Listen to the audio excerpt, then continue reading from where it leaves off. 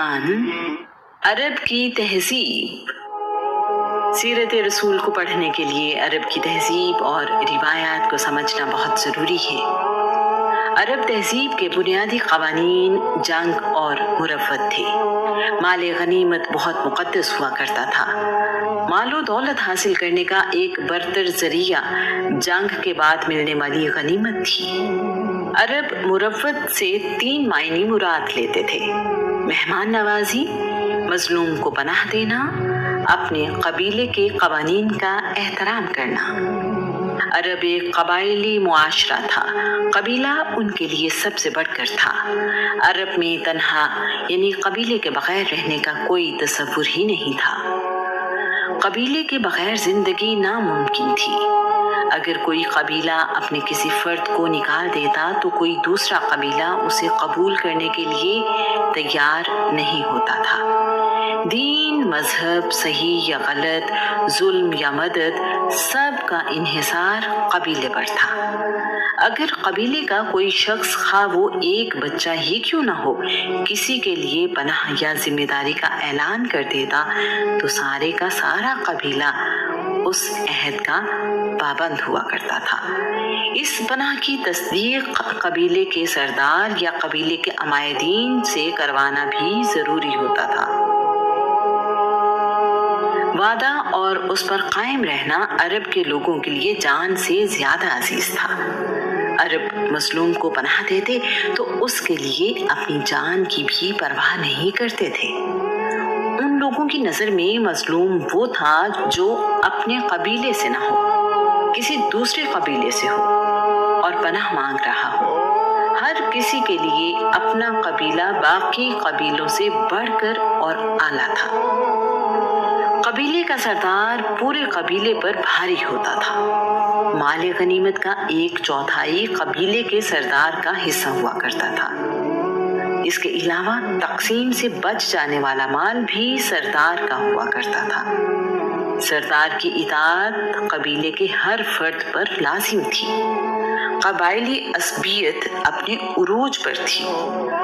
अगर कोई शख्स अपने कबीले की मुखालफत करता या उनके मिजाज और ख्यालात से मुख्तलिफ होता तो अपने ही कबीले के लोगों का उस पर जुल्म सितम जायज समझा जाता था। उसके हक में ना तो कोई आवाज उठाता ना किसी को उस पर रहम आता। अगर कोई कबीला अपने किसी फर्द की जिम्मेदारी से हाथ उठा लेता तो ये ऐसे था जैसे उसको सजाए मौत सुना दी गई हो। कबीले से अलहदा हो जाने वाले फर्द की शनाख्त रहती थी ना जिंदगी की जमानत। अब अगर उसे कत्ल कर दिया जाए या गुलाम बना लिया जाए तो भी कोई उसकी मदद के लिए या बदला लेने के लिए नहीं आएगा। कोई इंसान कबायली पनाह में ना होता या भूला भटका होता तो उसे गुलाम बनाकर बेच दिया जाता था। ज़ैद बिन हारिसा को अगवा करके गुलाम बना लिया गया। गुलामी का मतलब था कि अब वो इंसानों के दर्जे से निकलकर जानवरों से बदतर जिंदगी बसर करने पर मजबूर है। मुसाफिर को रास्ता दिखाते दिखाते कैद कर लिया जाता। सलमान फारसी को यसरब का रास्ता दिखाते हुए गुलाम बना लिया गया। गुलामों की मंडियां लगती थी और खरीदो फरोख्त होती थी। गुलाम को कत्ल करने की कोई सजा नहीं थी। मालिक को उसकी सांसों पर भी हक हासिल था और उसके जिस्म पर भी। गुलाम पर जुल्म करना मालिक का हक था। गुलाम की औलाद पैदाइशी गुलाम होती थी। मालिक से भागकर आजादी हासिल करना भी मुमकिन नहीं था। आजादी का वाहिद रास्ता गुलाम की कीमत अदा करना या उसके बदले में गुलाम देना था। किसी गुलाम के लिए खुद ऐसा इंतजाम करना मुमकिन नहीं था। अरब में 3 चीजें बदबख्ती की निशानी समझी जाती थी: अजनबी या कमजोर होना, गुलाम होना, स्याह फाम होना। عرب معاشرے میں اگر کوئی شخص قتل ہو جاتا تو مقتول کا قبیلہ قاتل کے قبیلے سے قصاص لیتا تھا، نہ کہ اس قاتل فرد سے۔ ان کا عقیدہ تھا کہ جب تک مقتول کا بدلہ نہ لیا جائے اسے سکون نہیں ملتا اور اس کی روح الو بن کر بیابانوں میں بھٹکتی رہتی ہے۔ وہ روح ہر وقت پیاس پیاس کہتی رہتی ہے۔ جب اس کے قتل کا بدلہ لے لیا جائے تو اس روح کو سکون مل جاتا ہے۔ اسلام سے پہلے قتل کرنا گناہ نہیں سمجھا جاتا تھا۔ اگر کوئی قبیلہ طاقتور ہوتا تو اسے خون بہا 10 اونٹ ادا کر دیا جاتا۔ یہ تھی انسانی زندگی کی کل قیمت۔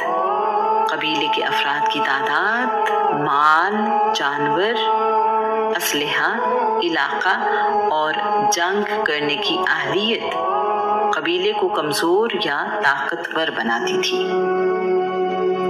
طاقت ہی سب کچھ تھی۔ کمزور قبیلے کے لوگ کچھ مطالبہ نہیں کر سکتے تھے۔ کمزور قبیلوں کے حقوق نہ ہونے کے برابر تھے۔ ہر قبیلہ قاضی تھا اور فیصلہ کرنے میں آزاد۔ باپ کی غلطی کا بدلہ بیٹے سے اور بیٹے کی غلطی کا بدلہ باپ سے لینا عام تھا۔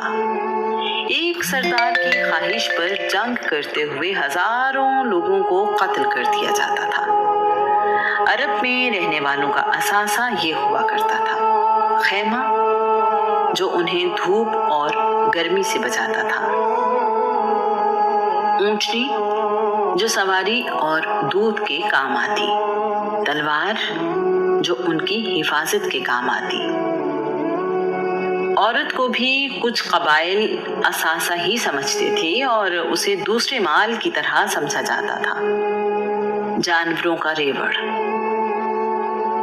اونٹ کی سواری سب سے بہتر تصور کی جاتی تھی۔ صحرا کا سخت موسم، ریت میں چلنا اور کئی دن تک پانی کے بغیر زندہ رہنا اونٹ کی اہمیت میں اضافہ کر دیتا تھا۔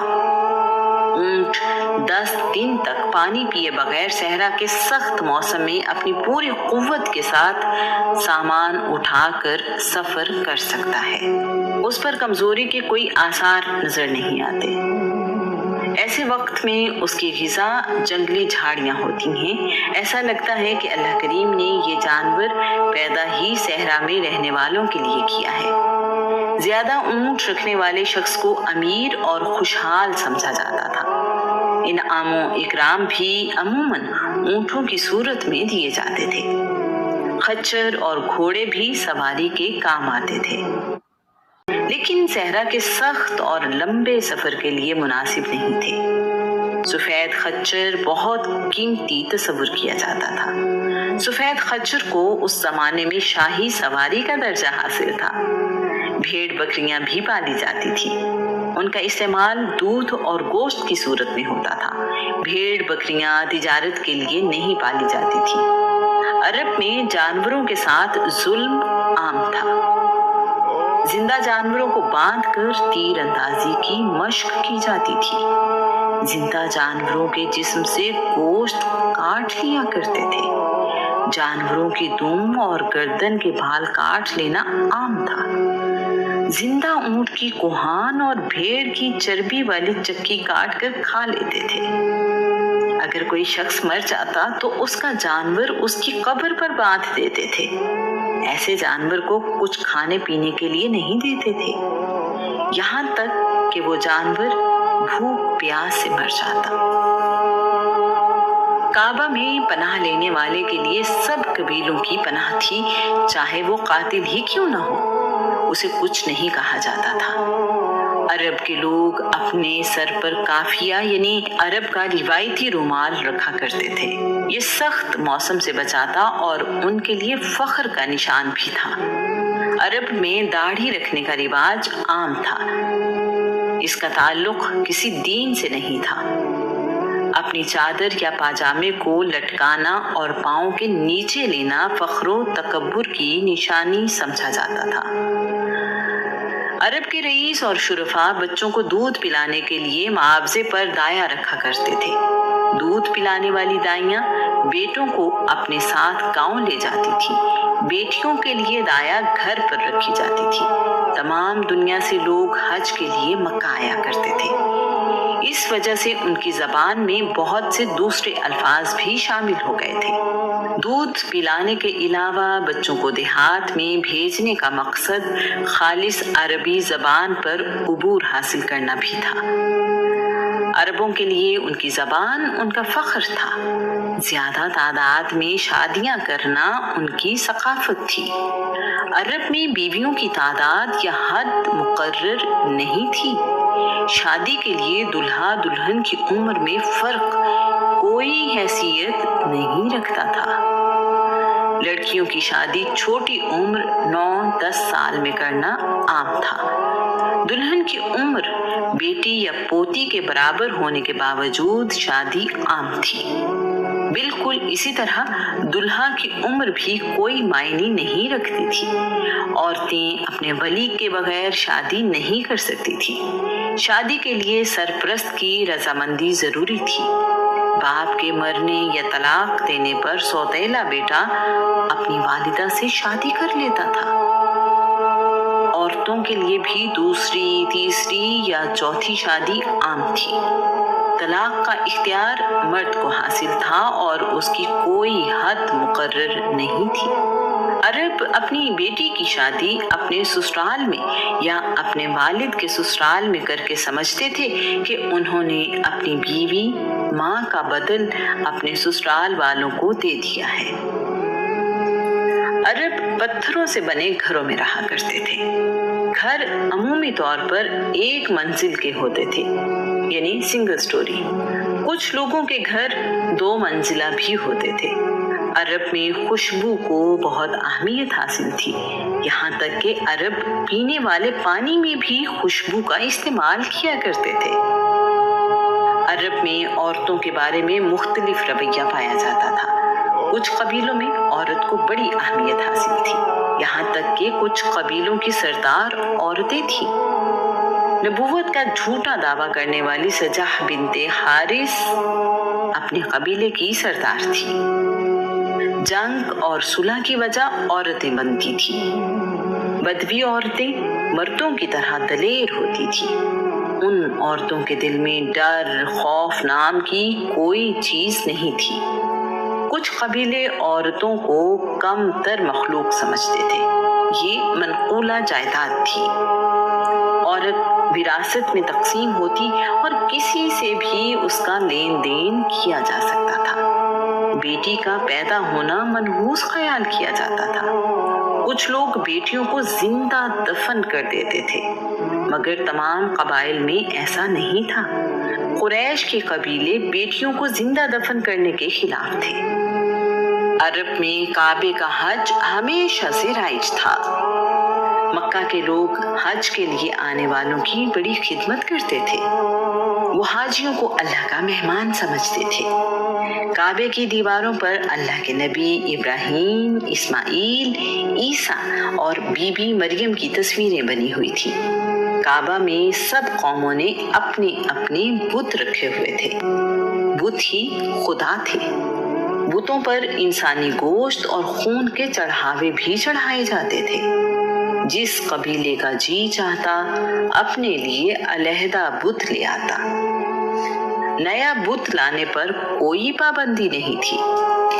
سب سے بڑا بت ہبل تھا۔ قبیلہ بنی خزاع کا سردار عمر بن لوہی اس بت کو ملک شام سے لایا تھا۔ اس کے بعد ہبل ان کے لیے سب سے بڑا خدا ہو گیا۔ خدا سے رہنمائی کے لیے فال نکالی جاتی تھی، جس کے لیے تیر استعمال کیے جاتے تھے۔ فال نکالنے والے لوگ بڑی عزت کی نگاہ سے دیکھے جاتے تھے۔ اہم کام کرنے سے پہلے، سفر کرنے سے پہلے، قربانی کرنے کے لیے یا کسی کو سچا ماننے کے لیے فال نکالنا عام تھا۔ یہاں تک کہ کسی کی اپنے والد سے نسبت اگر مشکوک ہوتی تو بھی فال کے ذریعے سے ہی جانی جاتی تھی۔ کاہن اس معاشرے کے بہت اہم افراد تھے۔ لوگ اپنی ضرورتوں اور معاملات میں رہنمائی لینے ان کے پاس جاتے تھے۔ یہ بڑے ذہین لیکن چالاک لوگ ہوا کرتے تھے۔ اپنی باتوں سے لوگوں کو شیشے میں اتار لیتے، لوگ ان کی باتوں اور معلومات کے سحر میں آ جایا کرتے تھے۔ دوسروں کو اپنی باتوں سے لاجواب اور بے بس کر دینا ان کا کمال تھا۔ ان کی بات کو حرف آخر سمجھا جاتا تھا۔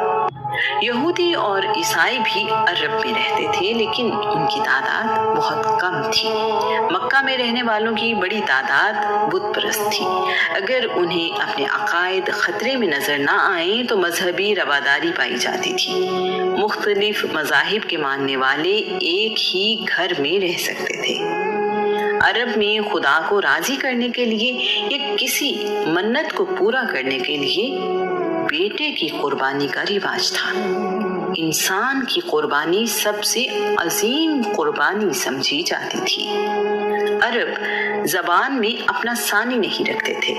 عرب اپنے علاوہ باقی دنیا کو عجمی یعنی گونگا کہتے تھے۔ ان کے نزدیک زبان صرف عربی تھی۔ ان کی زبان بہت وسیع ہے۔ عربی زبان باقی زبانوں کی طرح زمانے کے ساتھ تبدیل نہیں ہوئی۔ اگر آج 2000 سال پہلے گزرا ہوا کوئی انسان واپس آ جائے تو عربی زبان کو اسی انداز میں سمجھ پائے گا۔ شاید اسی لیے اللہ کریم نے آخری کتاب قرآن مجید کو عربی زبان میں نازل کیا۔ عرب اپنی عبادت گاہ کو اسلام سے پہلے بھی مسجد ہی کہا کرتے تھے۔ تمام خامیوں کے باوجود کوئی عرب جھوٹا کہلانا پسند نہیں کرتا تھا۔ جھوٹ بولنے والے کی کوئی عزت نہیں تھی۔ عرب بہت خوددار تھے۔ عرب میں کوئی کتاب موجود نہیں تھی، نہ الہامی کتاب نہ کسی انسان کی لکھی ہوئی۔ قرآن کریم عربی زبان کی پہلی کتاب ہے۔ علم کا معیار شاعری تھا۔ شاعر کو سب سے زیادہ علم والا سمجھا جاتا تھا۔ اس کی قدر سب سے بڑھ کر تھی۔ شاید اسی لیے رسول اللہ جب قرآن مجید سناتے تو عرب اسے شاعری کہتے تھے۔ شاعر اپنا سب سے اعلیٰ کلام کعبہ میں لٹکا دیا کرتے تھے۔ باقی معاشروں میں شاعر ایک ادیب کی حیثیت رکھتا ہے، جبکہ عرب میں شاعر ایک ہی وقت میں ادیب، طبیب، روحانی پیشوا اور دانشور تصور کیا جاتا تھا۔ عرب میں ذوق کی تسکین کا واحد ذریعہ شاعری تھا۔ ان کے ہاں تاریخ بھی شاعری میں ہی ملتی ہے۔ خوشی، غمی، نیک بختی، شادی یا موت اور صلح یا جنگ، ہر موقع کے لیے شاعری موجود تھی۔ ہر شخص شاعری نہیں جانتا تھا، جس کی وجہ سے شاعر بہت عزت پاتے تھے۔ مشاعرے عام منعقد کیے جاتے تھے اور بہترین شاعر کو خوب نوازا جاتا تھا۔ اس دور میں شاعر ہوا اور پانی کی طرح زندگی کا لازمی حصہ تھا۔ جنگوں میں بہادری کی تعریف اور دشمن کی برائیاں شاعر ہی کیا کرتے تھے۔ شاعری کرتے ہوئے ساکت حروف کا استعمال بھی عام تھا۔ قرآن مجید میں بھی ساکت حروف کسی سورہ کی ابتدا میں استعمال ہوئے ہیں، جیسے الف لام میم، کاف ہا یا عین صاد۔ اسی لیے اس زمانے میں کسی نے اس بات پر اعتراض نہیں کیا۔ اس زمانے میں آج جیسے سکول نہیں تھے۔ سب لوگ اپنے والدین اور قبیلے کے لوگوں سے ہی سیکھتے تھے۔ یہ کوئی عجیب بات نہیں تھی۔ قسم اٹھانا اور قسم اٹھوانا عرب کا عام رواج تھا۔ کسی چیز پر زور دینے کے لیے یا اہمیت بتانے کے لیے عرب قسم اٹھایا کرتے تھے۔ شاید یہ عربی زبان کا حسن ہے۔ سود خوری عام تھی۔ تجارت میں اہل عرب بہت سمجھدار تھے۔ شام، فلسطین، روم، ایران، حبشہ اور یمن میں سامان تجارت لے کر جاتے اور وہاں سے سامان لا کر عرب میں بیچتے تھے۔ قریش چونکہ کعبے کے خدمت گزار سمجھے جاتے تھے، اس لیے تجارت کے لیے جہاں بھی جاتے لوگ انہیں عزت و احترام سے ملتے۔ عرب تجارتی راستوں پر رہنے والے قبیلوں سے اچھے تعلقات رکھتے تھے تاکہ وہ مال تجارت لوٹ نہ لیں۔ پہاڑی اور صحرائی علاقہ ہونے کی وجہ سے آبادی آج کے شہروں کی طرح نہ تھی۔ لوگ چھوٹی چھوٹی ٹولیوں میں رہتے تھے، جہاں پانی یا سبزہ دیکھتے وہیں رہنا شروع کرتے تھے۔ سال میں 4 مہینے محترم تھے۔ یہ مہینے رجب، ذی-قعد، ذی الحج اور محرم تھے۔ ان مہینوں میں نہ جنگ کی جاتی نہ ہی قافلوں کو لوٹا جاتا۔ انہی مہینوں میں حج اور عمرہ ادا کیا جاتا تھا۔ کوئی مرکزی نظام تھا نہ کوئی مرکزی حکومت۔ ضرورت پڑنے پر قبائلی سردار اکٹھے ہو کر فیصلہ کرتے۔ یہ فیصلے انہی معاملات پر لاگو ہوتے جن کے بارے میں فیصلہ کیا جاتا تھا۔ باقی معاملات کے لیے قبیلے اپنا فیصلہ کرنے میں آزاد ہوتے۔ دور دور کے شہروں کو الگ ملک تصور کیا جاتا تھا۔ یہ تصور آج کے ملک کی طرح نہیں تھا۔ اس زمانے میں شہر، ملک اور بر اعظم آج کے معنی میں نہیں تھے۔ ایک ہنر اور ایک قبیلے کے لوگ ایک ہی جگہ رہتے تھے اور یہی ان کے مفاد میں تھا۔ اس طرح وہ اپنے آپ کو محفوظ سمجھتے تھے۔ چوری کرنے کی سزا اس زمانے میں ہاتھ کاٹنا تھی۔ یہ سزا الہامی کتاب زبور کے حکم کے مطابق تھی۔ عرب بہادروں کے بڑے قدردان تھے۔ بہادری عرب میں عزت کا نشان تھی۔ عرب اپنی آب و ہوا اور خوراک کی وجہ سے سخت جان تھے۔ عربوں میں تکلیفیں اور مشکلات برداشت کرنے کا حوصلہ قابل تعریف تھا۔ عرب میں مسلمان ہونے والے غلام اور کنیزیں ظلم و ستم سہتے رہے مگر اپنے دین پر قائم رہے۔ اس کی وجہ ان کا اپنے دین پر یقین اور عرب میں رہنے کی وجہ سے برداشت کا حوصلہ تھا۔ بدلہ لینا عرب کے رہنے والوں کی جبلت میں شامل تھا۔ وہ بدلہ لینے کا کوئی موقع ہاتھ سے جانے نہ دیتے تھے۔